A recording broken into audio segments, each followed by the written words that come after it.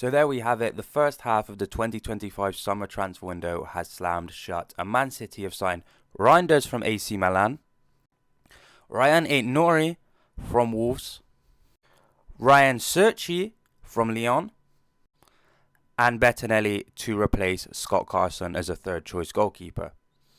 And we were able to sign these players for just £108 million altogether, which is less than Liverpool spent on Florian Wirtz, costing them around £120 million.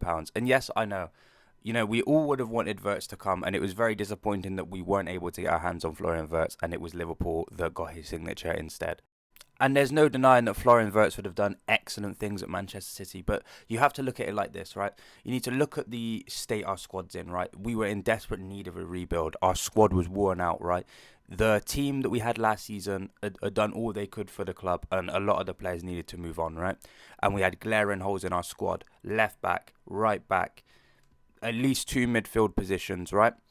If we blew our whole transfer budget on Florian Wirtz, that's not fixing the problem.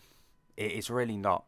And we still would have had issues across the pitch. So the fact that, we haven't been able to get him, it is obviously disappointing. But the fact we've been able to get a left back, a position that we've struggled with for many years now, meaning Vardio can finally stay at centre back. We've got him to either be partnered with Diaz or Kusanov. We don't have to watch a Kanji play every week, because that was getting a bit tiring.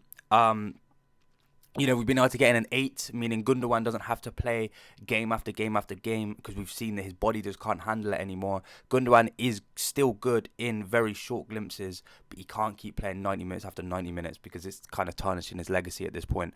We've been able to get the 8 in Reinders. We've obviously been able to get the 10, obviously the position that Wirtz would have played. So we've been able to get 3 key positions that we've needed for less than it would have cost us to get Wirtz. And I can guarantee if we signed Wirtz, he would have been our only signing of the window.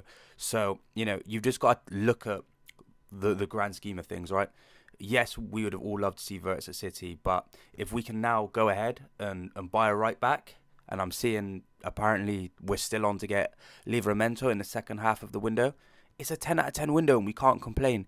Even if it stays the same and we only sign the 4 players that we've signed so far, it's still a 10 out of 10 window, because we've improved in positions that we drastically need improvements. But we move on to the Club World Cup now, and let me know in the comments what you think of Man City's transfer business already this summer transfer window.